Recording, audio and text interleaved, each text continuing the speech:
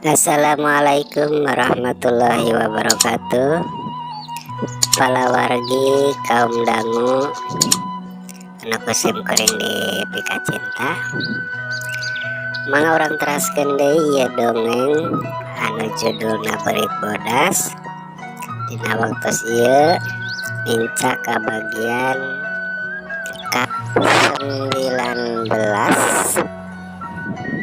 mangga wilujeng manteng wae, wilujeng ngadangukeun ulah ila channelna di subscribe. Hatur nuhun wilujeng ngadangukeun. Sakumaha nu kauningan. Harita si Obed ngajelaskeun panjang lebar tina alatan komar palastra. Jadi lain di pahalaku inon atawa kuno sejen ima palastra dironom ku beuri. Jadi kasih inon mah kungsi datang harita teh. Mang Dinta neuteup boro-boro samalacan tepi-tepi acan ka imah Kang Inon ge. Ieu mah kajadianna ge di jalan keneh mang sisi lembur. Behdiun astana si Rawon mairan tanya behdiun astana ngadeuskeut ka sisi lembur. Lamun kitu macan tepi ka imah si Inon. Mari mang disebutkeun di jalan keneh behdiun astana. Tah. Kitu nurutkeun cekaterangan barudak Majang Gopar. Jadi si komar palastrana teh lain di pahalaku si Inon tapi dironom ku Berit. Memang mang percaya palastra ku Berit sabab ningali celik komar duanana darangkas. Irung hampir sumpung panon sabelah kari kongkolakna. Nu matak ceuk mang ge ulah sok kajurung ku hawa nafsu. Nu hartina kudu taliti heula. Untung bieu Jang Gopar kaburu kapegat, kaburu katahan ku mang. Coba lamun mang teu kitu kalawan Jang Gopar ujug-ujug ngadatangan ka ditu. Nu dimaksudnya ngadatangan si Inon bari teu tatanya heula. Ujug-ujug ngayakeun tindakan meureun jadi cilaka sararea teh. Cek Mang Dinta nyaritaan deui Pak Gopar nu keur malengu. Nya dipikir-pikir mah. Jadi kuring ngadon rek nganteur pangajak setan Mang Dinta. Disangka ku kuring mah si Komar teh korban di pahala ku si Inon. Lumeh manehna keukeuh bae rek ngadatangan si Inon. Samala eta ge ku kuring jeung ku indungna kitu deui ku pamajikanna dicarek. Tapi manehna maksa jadi lamun kitu teh mah cilaka ku pola sorangan meureun. Pak Gopar ku waktu ayeuna sadar malah nyalahkeun kanu jadi anak sorangan. Nyakeun bae tong dipake pikir da geus kitu buktina. Ngan mang pepeujeuh boh kasaha-kasaha ulah rek boga sangka anu lain-lain ka diri batur. Atuh sajabat ti kitu ulah luhur teuing omongan kapan geus kacontoan kamari ieu ku Ki Arjali. Na teu dipake perhatian.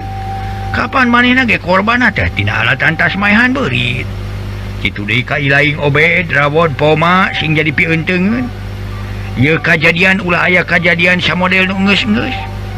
Cenah eta si Inon atawa nu sejena rek ngalampahkeun kitu ngalampahkeun kieu mangsa teh mangsa bodoh teuing. Napsi urang mah ulah usilan kana urusan batur. Geus ayeuna urang ka jero deui atuh pamajikan Jang Gopar heug caritaan kalawan bejaan sakumaha nu dicaritakeun bieu ku barudak teh ceuk Mang Dinta. Mungkas caritaan koloyong Pak Gopar jeung si Rawon katut si Obed ka jararo. Gukgek dariuk ning hareupan layon samalah pamajikan Pak Gopar jeung pamajikan Komar. Keur ning hareupan layon teu lila Mang Dinta ka jero pareng Aki Wiranta ngarere. Nyari lain tuluy ka mana euy? Sia Dinta nyaritakeun rek nyokot daun kawung ngadon ngalelep boro dewek ngadago-dago hayang udud ti tadi. Aya daun kawungna ti barudak, hareureut jeung hareuras teu beda ti bili. Ka mana heula ngadon hese lain teh? Cek Aki Wiranta. Sedeng Mang Dinta samemehna malante suraseuri. Kawas teu hidang we si eta mah. Ditanya tas di mana ngadon saranga serenge kawas penguasepna keur sia. Keur bujur kerot teh. Ngeukepan heula inung si Kutrit beurnya. Oh, nah ngabanyolan ka Mang Dinta. Saha ngeukepan heula inung si Kutrit teh Aki? Heuh si laing. Baik salamet teuing Aki ayeuna mah geus eureun kana ngeukepan teh. Rajin sok ngeukepan malam Senin. Ngeukepan ye we dina malam Salasa kitu. Nggih. Wah, barudak ka ciri jelema heuh boga dosa mah make sura-suri sagala sia. Dasar si bujur kerot teh mana daun kawungna dinta sia. Ai panyana kuring mah aya keneh Aki geus geus beak jeung daun kawung teh. Lain nanyakeun koreak si kerot. Nanyakeun daun kawung teh mah hayang udud teh tadi.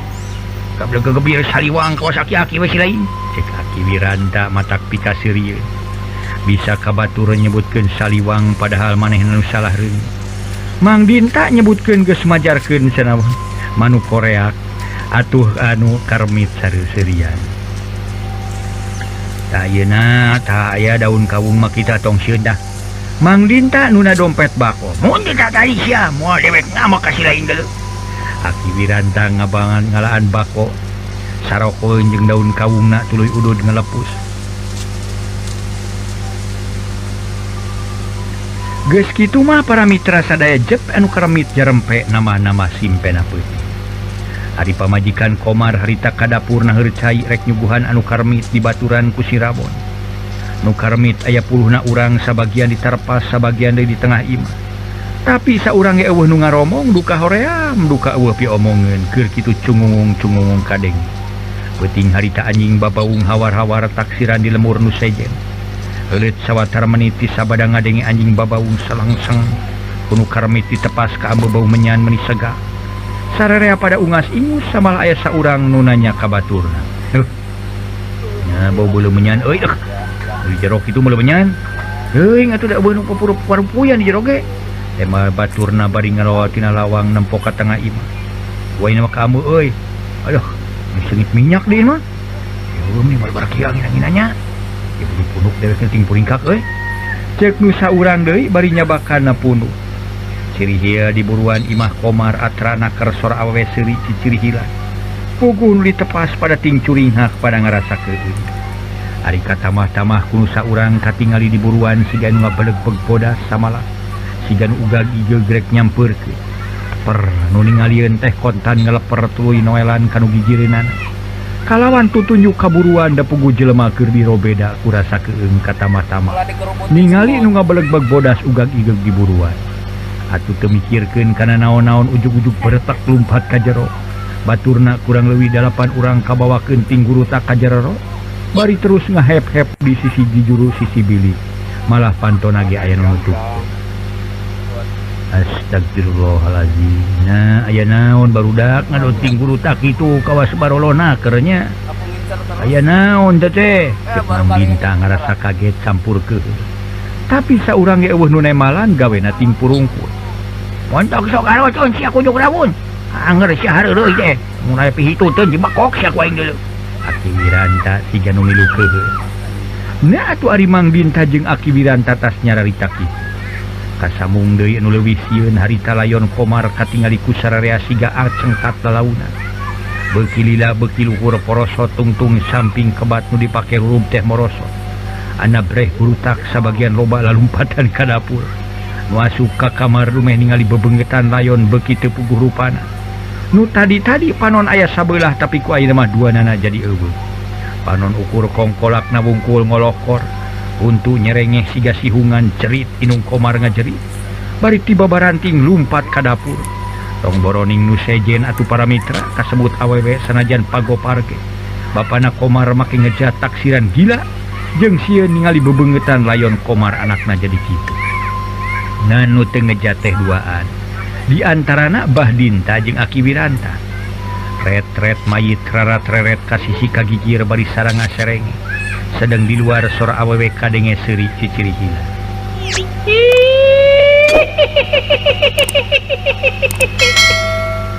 para mitra sadaya jep sora awewe ciciri hilang cempe disambung kudu jejeritan matak ngahariwang sedang layon gawena ungek-ungekan lain beja kawanina Aki Wiranta jeung Mang Dinta harita manehna satunyang beas ge teu ngised malah Aki Wiranta anggur nyaritakeun ayana si laing bet kitu petas ya Komar kapan si laing geus mulang ka alam barjah deuleu jasadna aya kene sotana di imah ayeuna jasad si laing make cekat deui lamun karupa kitu mah si laing teh sampurna atawa cara anu nyampurnakeun geus mulang ka alam barjah mulang deui montong make nyingsieunan kanu masih hirup sia sing si laing aya kamelang boh kana ka pamajikan atawa ka harta bana montong dipake ka melang montong dipake ka beus sabab si laing geus tepi kana titis tulisna geus tepi kana kudratna kudu mulang ka alam barjah ku jalan kitu cenah eta si laing bisi boga kabeuberat kanu disebut hutang keun sina dibayar ku kulawarga si laing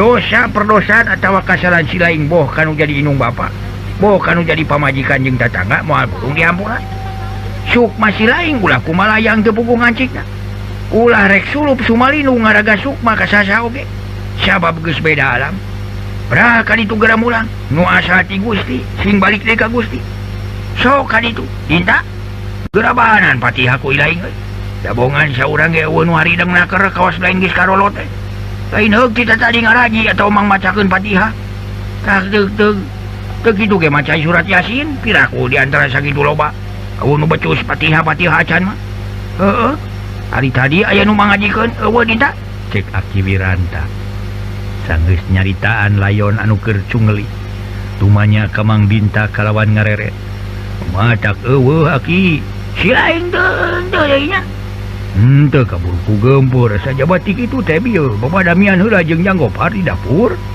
tema Mang Sudinta rada ngabohong nyebutkeun keur babani jeung Janggopar padahal nanyakeun alatan Komar Palastra kasih Obed jeung kasih Rahma saruana pisan jeung si laing ari kitu mah atuh meni eueuh kahideungan pisan awas teu becus ngaji we sok adinya bahanan Fatihah barengan kalinya barudak nyarempo di kamar bujur sia Aki Wiranta ama geus kitu Mamang Dinta gegerenyeman maca Fatihah jeung surat kulhu samalah kadenge di jero kamar ain gegerenengan maca Fatihah tutas Mang Dinta maca Fatihah jeung kulhu menang tilu balikan golepak layon Komar ngagolepak deui samodel tadi ngajolopong rieg-rieg ngadadak imah asa ngarieg kawas aya lini geus kitu mah gertek hujan ngagebret di barungku sora guludug meni euneur ngan henteu samodel waktu Mang Arjali maot mah make hujan angin dordar gelap ayeuna mah ukur di barungku angin wungkul jeung guludug harita teh meni kadenge gegeledegan geus sidik layon ngagoler deui ku maneh mah kakara nu keur nyarempo di kamar jeung di dapur teh kalaluar guk gek dariuk ngadeuketan Aki Wiranta saurange eueuh nu daekeun cicing di tepat pok Aki Wiranta nyaritaan kanu karemi yo dengekeun barudak dewek rek amanat ka ilaing sarerea yo tapi kitu ge lamun rek digugu jeung percaya ka dewek moal digugu atawa teu percaya mah teu naon-naon jangan sakadar mere pandangan anu eueuh bedana samodel dewek ditadahar atawa ditangopi ka ilaing ari ilaing teu hayang mah atawa teu beuki kana panyoloran opieun ti dewek montong di dalahar ngan dewek rek ngomongan sotenan sieun jadi dosa keur dewekna pi engke deui lamun si laing ngemitan atawa nempok nu paeh kudu daek ngucapkeun Fatihah komo make jeung daek mang macakeun surat Yasin mah aya halusna atuh surat kulhu Falak Binas naon salahna dibaca sarua jeung urang ibadah keneh ngadorong ku doa atawa makelan ku doa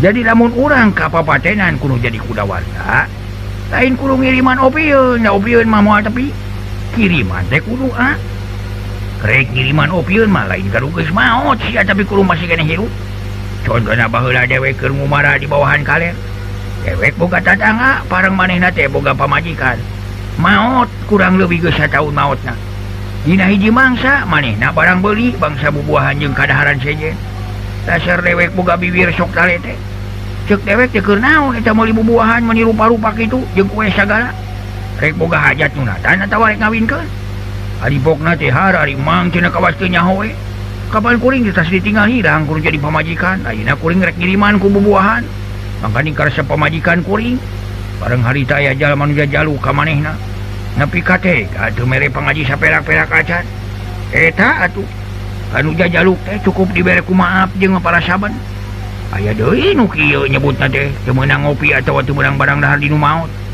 lain teu meunang ngopi atawa teu meunang barang dahar di nu maot da memang jeung sanyana sa nu daek ngopi di nu maot atuh tong boroning batur dalah dewek ge sangeuk sia kudu ngopi dibere ku nu maot mah keheulaan sia atuh teu meunang sotenan barang hakan baris jeung hareupan layon tah samodel ayeuna layon hareupeun urang bari cacelebekan ngopi teu meunang sia kajaba lamun barang hakan di tempat sejen nu rada anggang ti layon naon sababna kudu jauh ti layon heueuh kahiji nu maot teh bisi ngandung panyakit nular kaduana teu pantes we kadeuleuna sia nah bet kata lanjuran dewek ngomong teh hampura euy ieu mah tama munutan maksudna cek Aki Wiranta sapapanjangan harita ngadona pada nanggap kuno karmi teka rasa waktu tulunya relek nyaho-nyaho harita geus bedug subuh atuh kanu karemit sabagian barali keula ka imana sewang-sewangan beurangna daratang deui terus barang gawe nu nyieun pipadungeun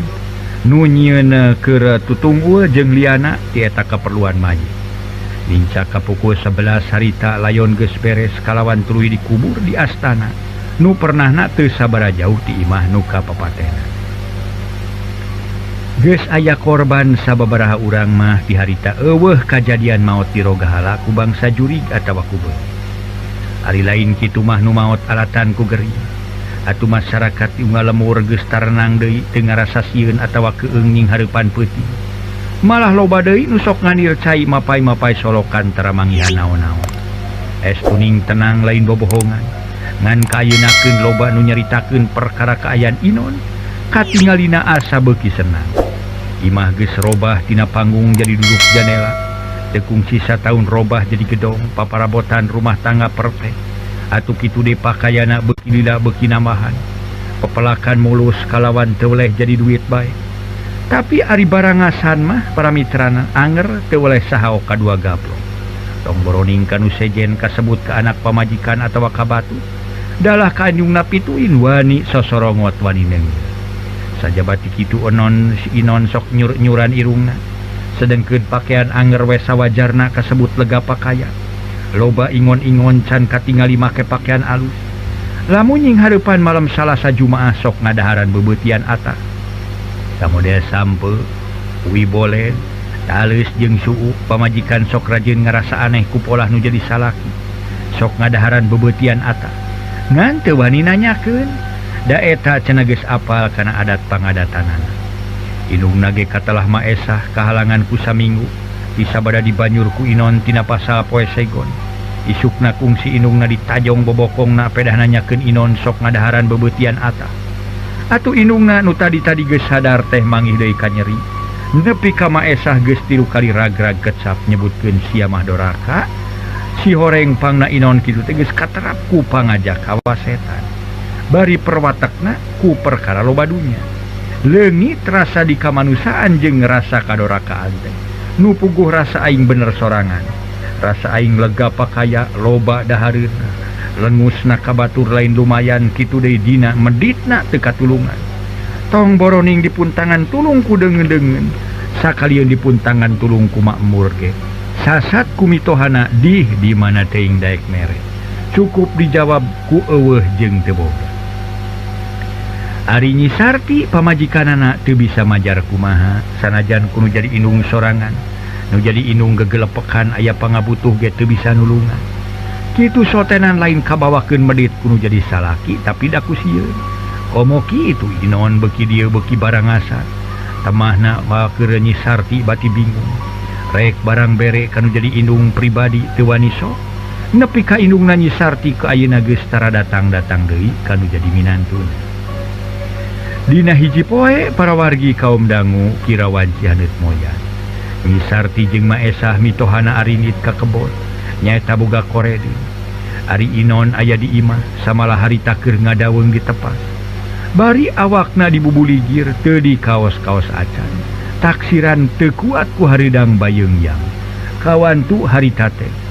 Usum katiga keur meujeuhna entrag-entragan. Sajroning maesah keur ngoredeh ngageletis we nyarita kanu jadi ka Nyi Sarti minantuna. Kumaha basa indung maneh ngomahakeun duit teh keur ngomean dapur teh dibejakeun ka si Inon? Ceuk maesah nganu bari ngagunukeun jukut meunang ngoredan dikasisikeun. Puguh we dibejakeun mak-mak. Dibere ku si Inon. Matak henteu mak. Teh Nyi Sarti kuniang nangtung tuluy ngiuhan heula. Kana hanapeun tangkal cau sisi kebon. Piraku Sarti maesah neuteut.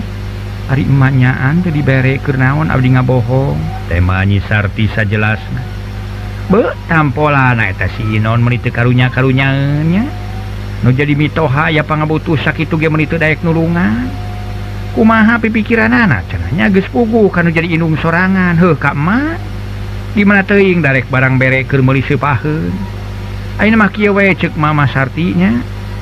Maneh sing bisa ngatur rejeki lamun teh mah diserenan duit ku si Inon atau boga rejeki pamere ke pangmerekeun indung maneh kumaha we akal-akal nama aya segon pangmerekeun segon nitah-nitah barudak atuh nganterkeun mah mama nitah kitu sotenan karunya ka indung maneh mangkana ukur awak sakujur teu boga nu makayakeun lamun teu dibere ku maneh rek usaha makitukeun bae sanajan si Inon tara barang bere oge da sok dibere ke dibarere keur meuli seupah-seupaheun mah kudu jadi incu heueuh kuna-kuna aku anak maneh cek Maesah ngomongan Nyi Sarti sangkan aya kaingetan kanu jadi indung moal mak sieun abdi mah sieun kanyahoan ku bapana budak atawa aya nu ngabejakeun tada teuing we ngamukna sedang adat pangadatan bapana budak teh meureun ku umah ge geus kanyahoan puguh abdi ai karunya nama karunya kanu jadi indungan kumaha tukur bisa ngupahan nya usah maksud teh bisa ngusapan dada sorangan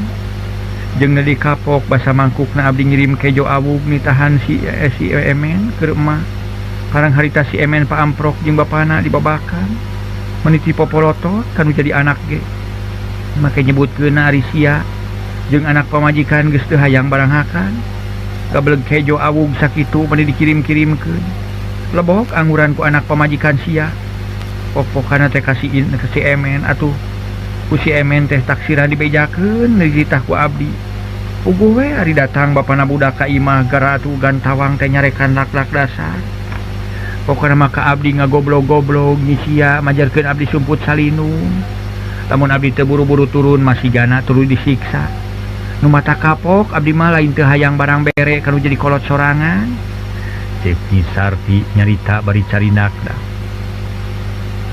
dibawa deui kejo awugna ku si Emen Maesah teu teu terus we dikirimkeun ka girang tapi keun bae emak tong dicaritakeun deui ka bapana budak ayo ke ngamuk ka emak la ilaha illallah heueuh na kumaha pipikiran si Inon cenahnya beuki ka dieu asa beuki teu uyahana karota jelema teh nu jadi pamajikan ngirim hakaneun sakitu ge bari kejo awug make jeung ngambek sagala komo lamun ngirim dahareun anu ngeunah kejauhaneun atuh manehna kudu hideng elingan kanu jadi pamajikan sina aya kaingetan kanu jadi kolotna ieu mah anger we nyarekan beuki ka dieu beuki reuai ku incu beuki pika sabeleun beuki picuaeun batur narek jadi nahaon cenanya kawas anu boga rejeki meunang munjung we ceuk Maesah hate ngarasa keheul kudu jadi anak sorangan ngan teu wani pok ngomong bati ngageremet dina hate hampir ngagayuh kawan Cibedug lohor Nyi Sarti jeung Maesah mitohana geus barali lantaran pigaweun ge geus bere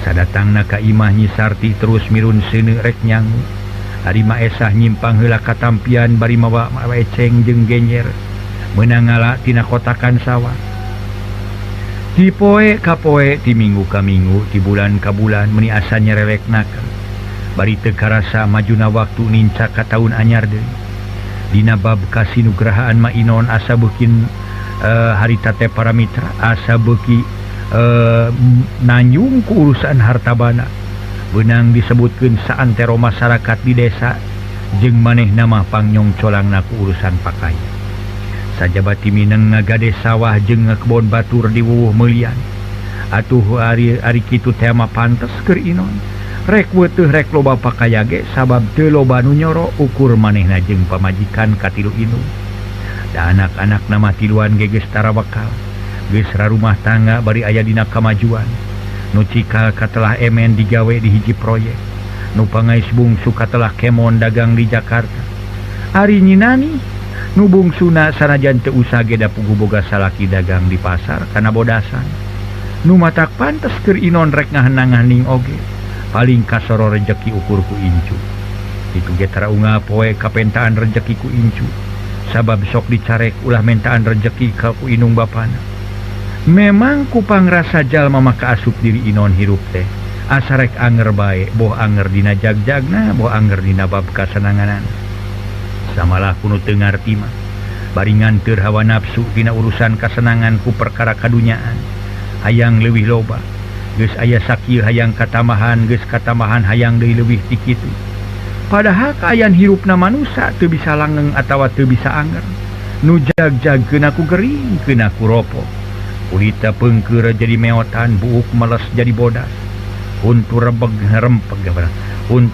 nungtutan marurag dina hal ieu keur manusa sakumna teu bisa nolak teu bisa embung sabab geus kersaning nu maha kawasa. Da tadi gaya bahasa eueuh pesta ti lekasan geus pugu anu sarupa kasebut patokan umur eueuh nu bisa ngukur sabaraha taun deui urang kumerenang di alam dunia.